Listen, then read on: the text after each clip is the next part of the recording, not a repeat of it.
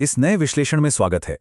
आखिर दुनिया के एक कोने में चल रही जंग हमारे और आपके पड़ोस वाले पेट्रोल पंप की कीमत कैसे तय करती है। आज हम इस पूरी सप्लाई चेन को डिकोड करेंगे और समझेंगे कि कैसे एक बड़ा वैश्विक संघर्ष सीधा हमारी जेब पर असर डालता है। तो इस चर्चा में हम क्या-क्या देखने वाले हैं।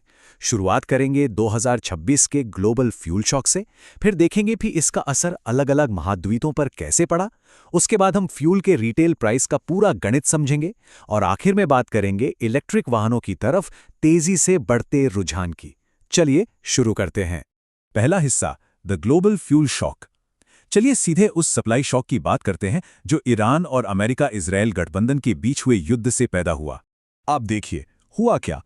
स्ट्रेट ऑफ हॉर्मुज़, जिसे हॉर्मुज़ जल डमरोमध्य भी कहते हैं, अचानक से बंद हो गया और इस एक अकेले रास्ते के बंद होने से दुनिया भर का लगभग 20% तेल व्यापार वहीं का वहीं रुक गया। सोचिए, पूरी दुनिया का 20%, ये कोई छोटा मोटा आंकड़ा नहीं है। ये वही इकलौता संकरा रास्ता है जहां से एशिया और बाकी महाद्वीपों तक कच्चा तेल पहुंचता है।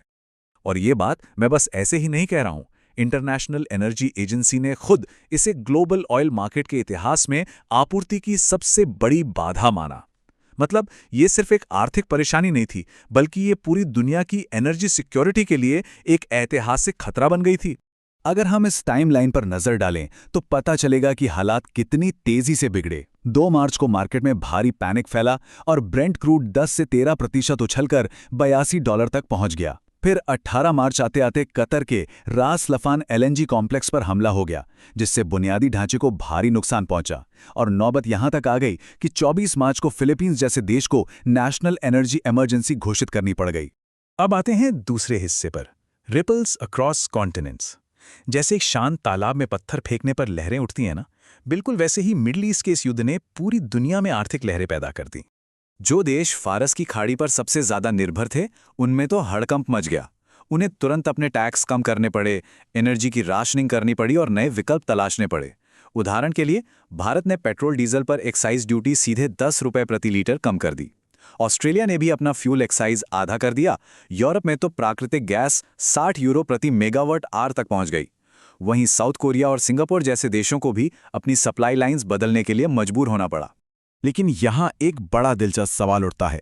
जरा सोचिए, जब ये ग्लोबल सप्लाई शॉक पूरी दुनिया के लिए बिल्कुल एक जैसा है, तो लोकल लेवल पर यानी अलग अलग शहरों और राज्यों में पेट्रोल पंप की कीमतों में जमीन आसमान का अंतर क्यों आ जाता है।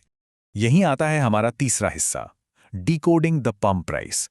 चलिए इस अंतर को समझने के लिए भारत के थोड़े जटिल फ्यूल प्राइसिंग मॉडल को डिकोड करते हैं।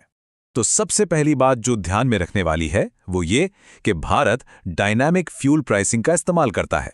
2017 में शुरू हुई इस प्रणाली का सीधा सा मतलब यह है कि अगर इंटरनेशनल मार्केट में कच्चे तेल की कीमत गिरती या बढ़ती है या डॉलर के सामने रुपया कमजोर होता है, तो उसका सीधा असर हर सुबह ठीक 6 बजे आपकी और हमारी रिटेल कीमतों पर पड़ता है। अब यहां सबसे हैरान करने वाली बात क्या है, जो कच्चा तेल इंपोर्ट होता है उसकी असल कीमत तो बस एक शुरुआती कदम है। आपकी गाड़ी तक आते आते ये बहुत लंबी चेन से गुजरता है। पहले इंपोर्ट और रिफाइनिंग, फिर ट्रांसपोर्ट और मार्जिन जोड़कर डिपो प्राइस तय होता है। उसके बाद इसमें जुड़ते हैं भारी भरकम सरकारी टैक्स और सबसे आखिर में डीलर का कमीशन। तब जाकर बनती है वो फाइनल रिटेल कीमत। अगर हम 1 लीटर फ्यूल की कीमत का हिसाब लगाएं तो इस चार्ट में साफ दिखता है कि कच्चे तेल की असल लागत पर केंद्र सरकार की एक्साइज ड्यूटी और राज्य सरकार का वैट दोनों मिलकर एक बहुत बड़ा हिस्सा घेर लेते हैं। असल में ये टैक्स ही हैं जो उस कच्चे तेल की शुरुआती छोटी सी कीमत को इतना बड़ा बना देते हैं। और यहाँ एक बहुत बड़ा टेक्निकल अंतर है जिसे समझना जरूरी है। भारत में केंद्र सरकार जो सेंट्रल एक्साइज ड्यूटी लगाती है ना, वो एक तय राशि होती है, जैसे कि इसे घटाकर 3 रुपए प्रति लीटर कर दिया गया।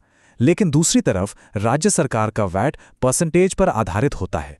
तो इसका नतीजा क्या होता है? जब भी कच्चे तेल का बेस प्राइस बढ़ता है, राज्य का टैक्स भी अपने आप चरम पर पहुंच जाता है। ये एक तरह का कैस्केडिंग इफेक्ट यानी टैक्स के ऊपर टैक्स लगने जैसा असर पैदा करता है। अब क्योंकि पेट्रोल को भारत के जीएसटी यानी गुड्स एंड सर्विसेज टैक्स से बाहर रखा गया है, इसलिए असल पंप प्राइस पूरे देश में एक समान नहीं रहते। ये पूरी तरह इस बात पर निर्भर करता है कि उस राज्य की लोकल टैक्स पॉलिसी क्या है। यही वजह है कि मई 2026 में जहां अंडमान में कीमत करीब 82 रुपए थी, वहीं दिल्ली और मुंबई में ये और ज्यादा थी और आंध्र प्रदेश में तो ये लगभग 110 रुपए को छू रही थी। और अब आखिर में भाग 4, द इलेक्ट्रिक शिफ्ट। इन आसमान छूती कीमतों और अनिश्चितता के बीच आखिर आम उपभोक्ता कर क्या रहा है?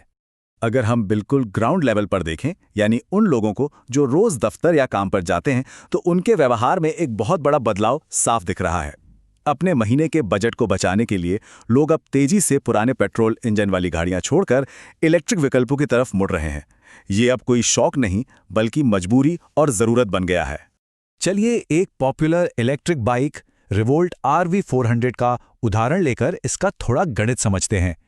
इस बाइक में 3.24 किलोवाट आवर की बैटरी है, जो एक फुल चार्ज पर लगभग 150 किलोमीटर चलती है। अगर बिजली की दर 6 रुपये प्रति यूनिट भी मान लें, तो इस बाइक को फुल चार्ज करने में कितना खर्च आएगा? सिर्फ 20 रुपये। हाँ, आपने बिल्कुल सही सुना। ये तुलना अपने आप में आंखें खोलने वाली है। जरा ध्यान दीजिएगा, जहां एक तरफ पेट्रोल बाइक चलाने का खर्चा लगभग 2 रुपये प्रति किलोमीटर आता है, वहीं एक इलेक्ट्रिक बाइक को प्रति किलोमीटर चलाने का खर्चा सिर्फ 13 पैसे है। सीधे शब्दों में कहें तो इलेक्ट्रिक बाइक का रनिंग कॉस्ट एक आम पेट्रोल बाइक की तुलना में लगभग 15 गुना कम है। तो जैसे जैसे दुनिया भर की जियोपॉलिटिक्स जीवाश्म ईंधन या फॉसिल फ्यूल्स को और भी ज्यादा अस्थिर बना रही है, ये हमारे सामने एक बहुत बड़ा और सोचने पर मजबूर करने वाला सवाल छोड़ जाती है। क्या 2026 के इस संकट को आने वाले वक्त में सिर्फ एक थोड़े समय की आर्थिक परेशानी के रूप में याद किया जाएगा, या फिर ये वो आखिरी धक्का साबित होगा जिसने दुनिया को पूरी तरह से इलेक्ट्रिक गाड़ियों की तरफ मोड़ दिया और पेट्रोल डीजल इंजन के युग को हमेशा के लिए खत्म कर दिया? एक बार इस बारे में जरूर सोचिएगा। इस विश्लेषण में हमारे साथ जुड़े रहने के लिए बहुत बहुत शुक्रिया।